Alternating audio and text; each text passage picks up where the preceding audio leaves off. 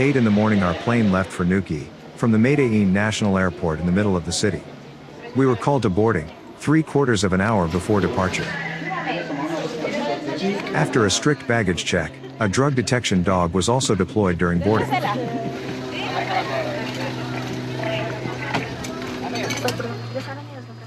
The flight over the Pacific Cordillera was scheduled to take 45 minutes. There are no roads to Nuki, and the mountains between Medellin and Nuki are firmly in the hands of the drug cartels. Some coca fields could be seen from the air.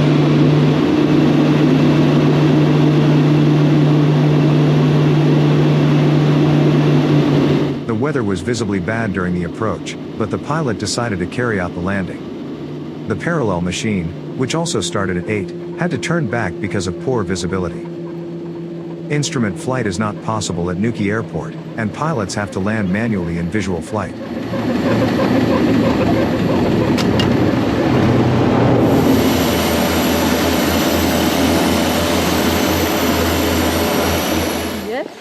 Keine Ahnung. So.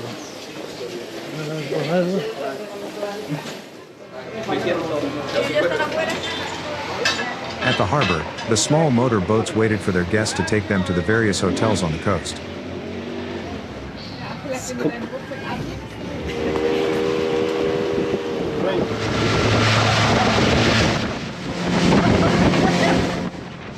Our journey took 3/4 of an hour, and we were happy to have packed our rain gear ready to hand, despite the luggage limit of 10 kilograms per person.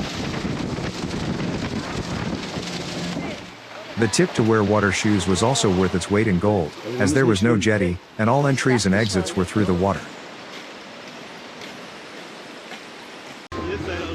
In the afternoon there was the opportunity to go on a whale watching tour. Unfortunately, wind, waves and light rain made for a rather wet boat trip.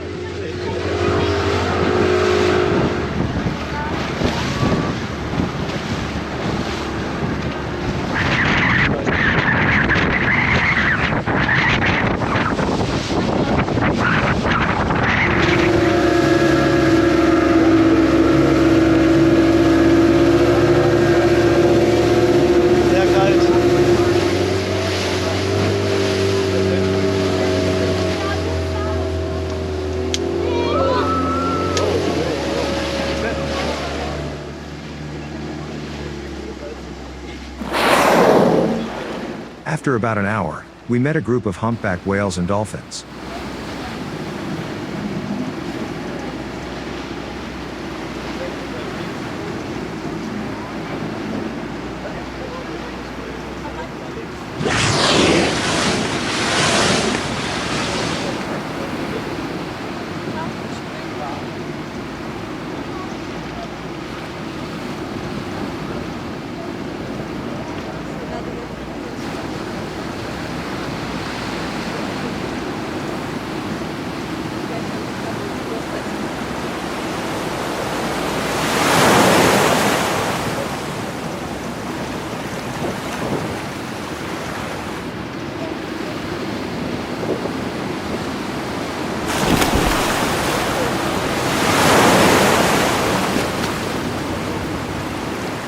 I had the impression that the dolphins and the young humpback whales were playing with each other.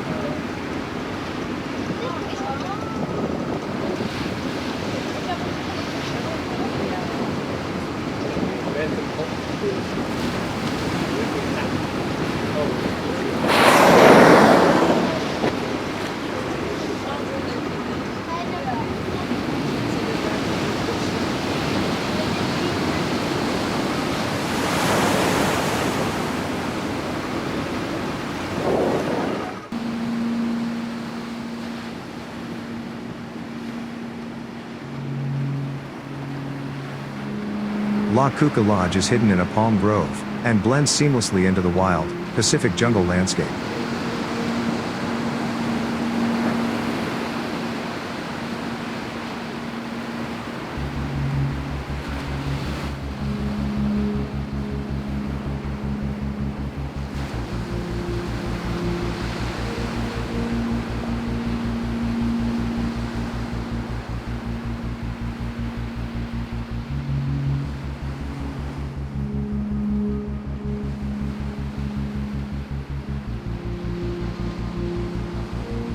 We lived on the top 2 floors, in the so-called captain's suite.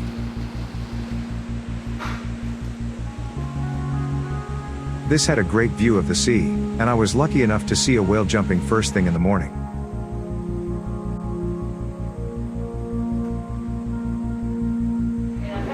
In the common room, a biologist explained to the guides the behavior of the humpback whales, minimum distances and how to approach them safely, in order to establish gentle whale tourism. The whale researcher, who had come especially from Bogota, had already taught us a lot about whales with her lecture the evening before. The gong, which rang 3 times a day, called the approximately 20 guests to eat. There were always local dishes, with lots of fresh fish, that was caught in front of the door in the morning. Always accompanied by a delicious fruit juice, which I never knew exactly what fruit it was made from. The next morning the rain had cleared, and La Kuka showed its sunny side.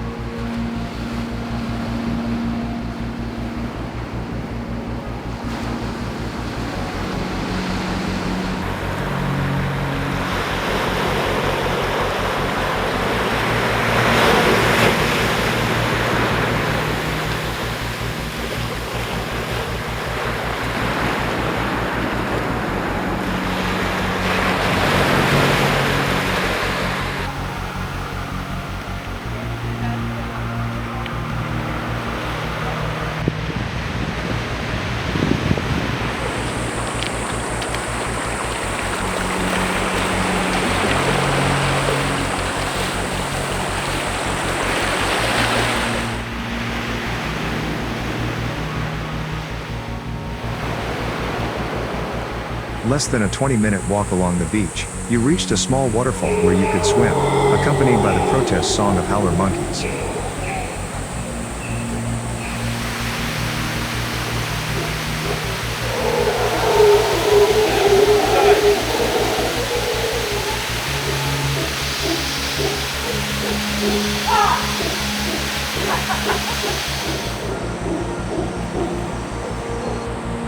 Back in La Kuka, the whale-watching boat was waiting for us.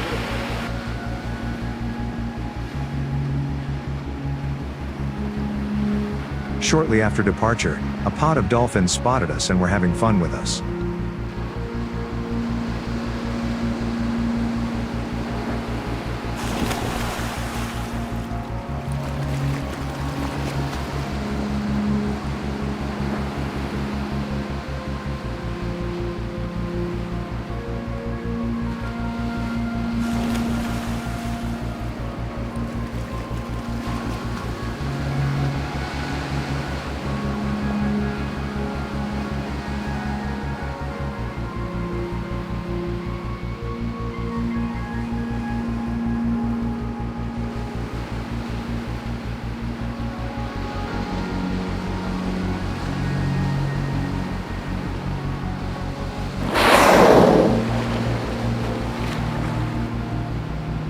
Then we discovered a female humpback whale and her calf, bobbing along in this wonderful setting.